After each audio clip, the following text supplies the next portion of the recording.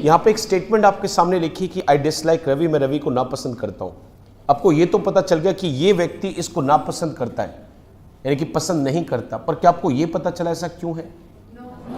हाँ जी, कितने सारे काम सुबह से लेकर शाम तक होते हैं ना, और उनके होने की वजह हमें कई बार पता नहीं होती, और हमारा मन भी करता है क्यों ना इसके पीछे की वजह को मैं जान लूं। हाँ, तो फिर इतना आराम से क्यों? यस या नो? और कहते हैं किसी भी काम की होने की वजह को जानने का वर्ड क्या है? वाई। इसे WH फैमिली के वर्ड्स कहते हैं। प्लीज ध्यान से सुना मेरी बात को। इसे क्या कहते हैं? WH फैमिली के वर्ड्स। और जितने भी WH फैमिली के वर्ड्स होते हैं उनकी पोजीशन होती है सेंटेंस में। मैं तेज बोल गया हूं, एक बार फिर बोलना चाहिए मुझे। जितने भी WH फैमिली के वर्ड्स होते हैं उन सभी WH फैमिली के वर्ड्स की एक सेंटेंस के अंदर पोजीशन होती है। और अगर मैं पोजीशन की बात करूं तो पोजीशन क्या होती है? हमेशा सेंटेंस की शुरुआत में, यानी कि WH फैमिली के वर्ड को अगर सेंटेंस में कहीं भी लिखोगे तो सबसे स्टार्टिंग में लिखोगे सर, और कहीं नहीं लिखना आपको।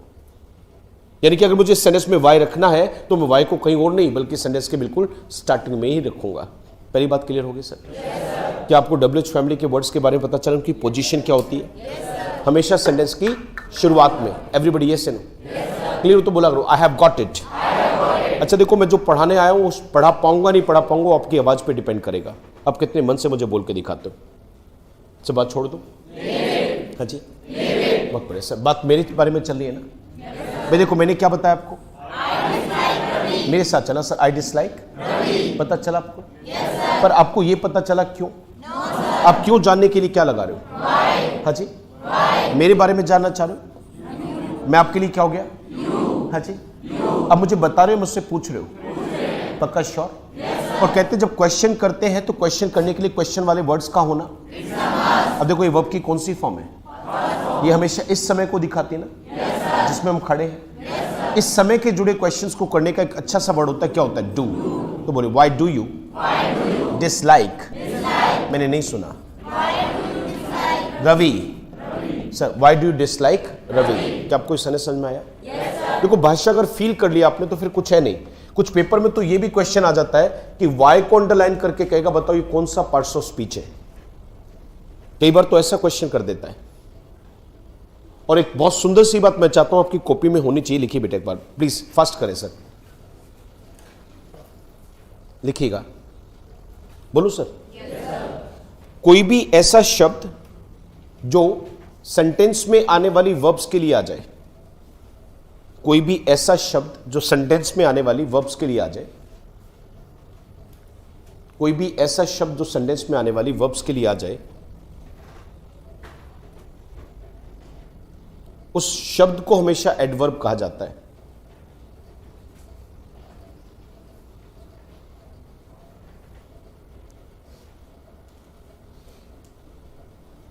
उस शब्द को इंग्लिश में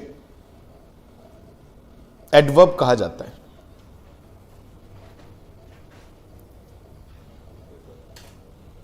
अब जरा सोच के देखिए इस बात को, बड़े ध्यान से मेरी बात को समझना। ये वाक्य में वाई किसके लिए आया? बताइए किसके लिए आया सर? यू के लिए आया, नापसंद करने के लिए आया, या रवि के लिए आया? सर आप वजह पूछ रहे हो, किसकी पूछ रहे हो? मेरी? रवि की? या नापसंद करने की? तो नापसंद करना तो कोई वर्ब है ना, और किसी वर्ब के लिए आने वाले शब्द को क्या कहेंगे? हाँ जी, मजा नहीं आया सर? अब जो पेपर में क्वेश्चन आ गए तो कर दोगे क्या इसको? सोच एक बार फिर आ जाओ, पूछो क्या? Why do you dislike?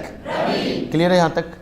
अब देखो, मैंने कहा कि भाई इसमें रवि को नापसंद करने की वजह, देखो मैंने कहा आई डिसलाइक रवि। एक बात सही है मेरे साथ, आई डिसलाइक रवि। क्या यहां तक का सेंटेंस बोल पा रहे हैं? अब इसके बाद जो मैं वजह बताऊंगा, क्या वो वजह आपको पता है? सर आपको बताइए, क्या वो वजह आपको पता है? नहीं पता ना सर? और जब कभी सामने वाले व्यक्ति को वजह बताते तो वजह बताने का पहला वर्ड मेरे साथ बोलेंगे सर क्या लिखा है? सब बोला नहीं। दूसरा वर्ड मेरे साथ बोलेंगे, क्या बोला मैंने? और तीसरा बोलेंगे सिंस। बातों बातों में 3 शब्द आपके दिमाग में डाल रहा हूं सर, एक बार प्लीज ध्यान से सुनिए ना सर। तीनों वर्ड मेरे साथ बोलना। पहला वर्ड क्या लिखा है? सर आज सच बताऊं, दुनिया इंग्लिश बोल रही है पर वो सही बोल रही है उनको भी नहीं पता। उन्होंने कहीं से सुना और बोल दिया, पर उनको वजह ही नहीं पता कि मैं इस शब्द को लेके क्यों आ रहा हूं। और जब वजह नहीं पता ना सर, तो कॉन्फिडेंस भी नहीं है। ऐसे मैंने बहुत सारे लोगों को देखा जो इंग्लिश फ्लुएंटली बोलते हैं, पर जब एक ऐसे व्यक्ति के सामने खड़े होते हैं ना जिसको इंग्लिश की सही समझ है, तो उनके चेहरे पे घबराहट दिखाई देती है। They really fumble while speaking, they are not able to speak. क्यों? क्योंकि उनके मन में कहीं ना कहीं एक डर बैठा हुआ है कि मैं सही बोल रहा हूं क्या। क्योंकि आज तक सबने बुलवाया पर उनको लॉजिकल ये नहीं बताया कि ऐसा क्यों। तो मैं चाहता हूं कि वो लॉजिकल चीजें आपके दिमाग में चले। तो प्लीज मेरी मदद कीजिएगा। मैंने कहा किसी भी काम के पीछे की वजह को बताने के लिए आपके पास कितने वर्ड दे दिए मैंने? होते तो कितने हैं सर? ये आवाज में दम है आपकी? स्पोकन क्लास कर रहे हो ना? बताओ वजह के तरीके तो कितने होते हैं? मेन तो 4 होते हैं ना, पर आज पढ़ेंगे हम। हाँ जी, पहला वर्ड क्या है? दूसरा, तीसरा। अच्छा, जो मैं वजह बताने वाला हूं सामने वाले व्यक्ति को कि मैं रवि को क्यों पसंद नहीं करता, क्या वजह उसको पता है? हाँ जी। आज से कोई भी ऐसी वजह किसी को बताओ जिसका सामने वाले को नॉलेज है या नहीं है। तो ऐसा होने पर कभी भी 2 शब्द का प्रयोग मत करना। क्या? एज और सिंस। आज सड़कें गिली हैं, आप आए हो तो सड़कें गिली हैं। रोड्स आर, बोला नहीं आपने सर? बोलिए ना दोबारा से। आपकी आवाज में वो मजा नहीं है आज, पता नहीं क्यों मुझे ऐसा लग रहा है सर। मैंने लिख दिया यहाँ पे रोड्स आर वेट। सब पूछो मेरे से क्यों? हाँ तो फिर पूछ लो ना सर। आज नहीं करते क्लास स्पोकन की, छोड़ते हैं सर। नहीं सच मजाक नहीं कर रहा, मैं रियल कह रहा हूँ, मुझे मजा ही नहीं आ रहा है सर। बहुत बेसिक सी बात कह रहा हूँ। मैंने कहा पूछिए मुझसे। देखो जब तक आप मन लगा के पढ़ोगे तो मैं मन लगा के पढ़ा कैसे पाऊंगा? अब जितना मेरे से मेहनत की उम्मीद करते उतना मैं भी तो आपसे करता हूँ ना सर। चलो आ जाओ, बोलो। सड़कें गीली हैं तो क्या बोलेंगे? हाँ जी, पूछो क्यों है? देखो कुछ नहीं करना, क्वेश्चन करना तो और बाहर आ जाएगा ना। चलो पूछ के देखो। Why are roads? पक्का पक्का? अब देखो मैंने कहा रोड्स आर वेट, बहुत बढ़िया सर। Roads are wait. अब मैं आपके सामने यहां पे एक वर्ड लिखाता हूं बिकॉज, एक वर्ड लगाता हूं सिंस, एक लगाता हूं आपके सामने as it rained last night. अब मेरा मन भी ये कहता है कि आप में से बैठे सभी बच्चों को, अधिकतर बच्चों को ये पता ही है कि कल रात बारिश हुई थी और इस वजह से सड़कें गीली हैं। अब मेरे मन में आया कि जो वजह मैं बताने वाला हूं ये वजह तो सबको ही पता है। तो जब आप किसी भी काम के पीछे की वो वजह बताओ जिसकी नॉलेज सबको है, तो ऐसी स्थिति में एक वर्ड मत लगाना। क्या? क्या लगाना? सिंस। दोनों में से कोई भी एक ले लो सर। बोले इस समय साथ। Roads are wet since it rained last night. Everybody yes no? पक्का पक्का? जैसे मैंने कभी मैंने स्वेटर डाला हुआ है, किसी भी चीज को पहना हो तो वेयर। हाँ जी, मैंने पहना हुआ तो वेयर या वेयरिंग? काम तो चल रहा है ना सर। तो पूरा बोले वेयर या वेयरिंग। मैंने बोला मैंने स्वेटर पहना है, कैसे बोलूं? आवाज में दम लगा ले गुड़िया बेटा, बोलो आई एम वेयरिंग अ। पूछो क्यों? एक बार फिर पूछ लो। मैंने कभी सर्दी है because it is cold. Sir क्या बोलो? बिकॉज इट इज कोल्ड या सिंस या एज में से कोई एक लेके आओ। क्यों? आपको नहीं पता सर्दी है, सबको पता है। तो क्या बोलो? बिकॉज इट इज कोल्ड या सिंस इट इज कोल्ड? क्या मैं एज इट इज कोल्ड भी कह सकता था? तो वजह दिखाने के कितने वर्ड पता चले सर? हाँ जी, एक वर्ड है, एक है, दूसरा एज, तीसरा पता चला कौन सा कब लगाना। अननोन रीजन बताना तो क्या लगाओगे? हाँ जी, और ऐसे रीजन को बताना जिसकी नॉलेज सबको है तो क्या लगाओगे? सिंस या एज। Everybody yes no? अच्छा, मैं आपकी नॉलेज को और बड़ा करता हूं, बड़े ध्यान से सुनना मेरी बात को, जवाब भी देना। आपका एग्जामिनर में इस सेंटेंस को पूरा करेंगे यहां तक। सर इस सेंटेंस को पूरा करने में मेरी मदद कीजिएगा सब बच्चे। आपने मेरे से पूछा, मैंने पहले आपको जानकारी क्या दी? एक बार प्रैक्टिस करके दे लो, क्या जानकारी दी? आपने पूछा क्यों? अब मैं वजह बताऊंगा ना। तो मैंने बोला I dislike Ravi because he. अब देखो एक कमी, एक सेंटेंस की इंग्लिश देखो, फाइंड फॉल्ट विद। ये पूरा बोल के दिखाओ। एक बार फिर बोलो। कहते जब किसी में कमी निकालने की इंग्लिश कहे तो कमी निकालना होता फाइंड फॉल्ट विद। कुछ लोगों की आदत है जी, वो हर चीज में कमी निकाल कर चलते हैं। आपको ये तो पता है कि हिंदी में कमी निकालना क्या होता है, पर अगर आप उसकी इंग्लिश नहीं जानते तो आज जान लो।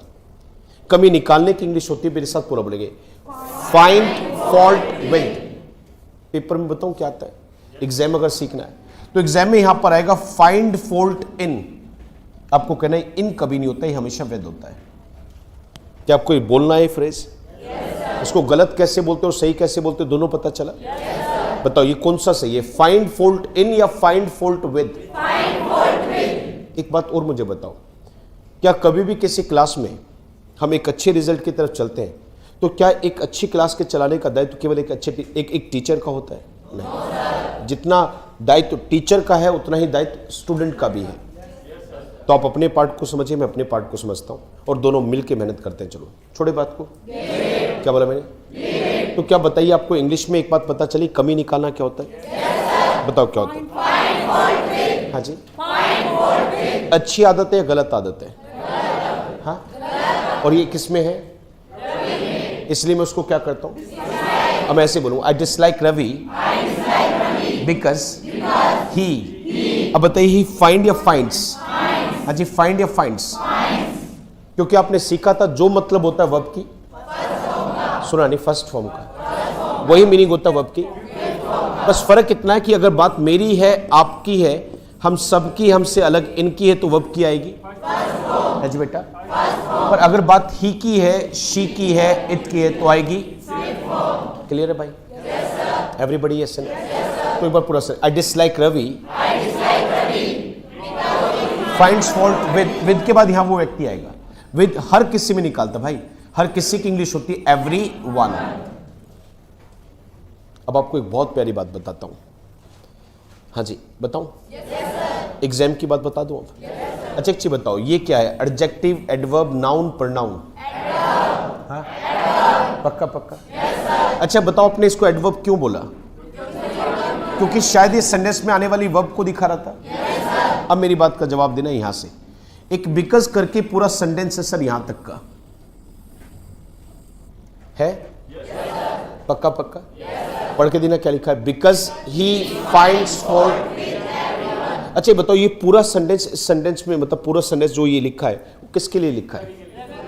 रवि के लिए या मेरे लिए या नापसंद को दिखाने के लिए?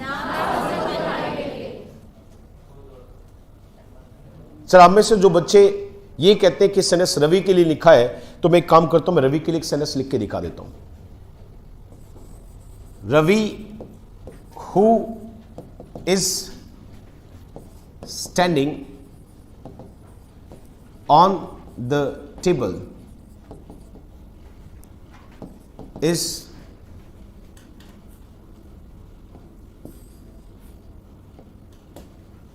Not a good boy.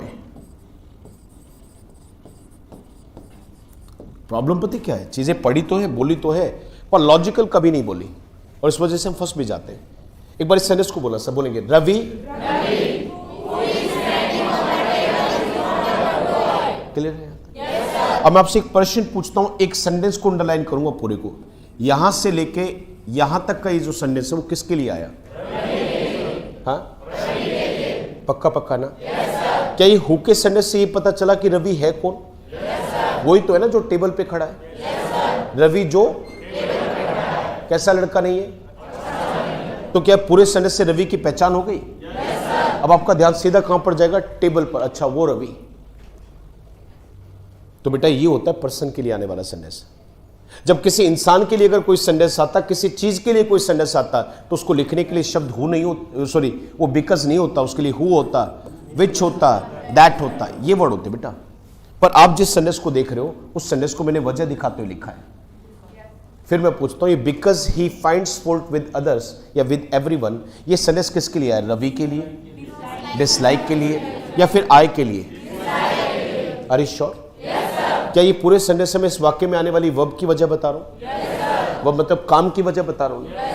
हाँ है ना? अच्छा बताओ, वर्ब को दिखाने वाले शब्द को क्या कहते हैं? हाँ जी पक्का? अच्छा एक चीज बताओ, मैंने यहाँ पे एक वर्ब को दिखाने के लिए एक वर्ड लिया या सेंटेंस लिया है? Are you sure? अच्छा यहाँ बताओ, मैंने यहाँ पे एक वर्ब को दिखाने के लिए एक सेंटेंस लिया, एक वर्ड लिया? Are you sure? अगर अकेला वर्ड है तो उससे बोलेंगे, पर अगर पूरा सेंटेंस है तो उससे बोलेंगे एडवर्ब क्लाउज।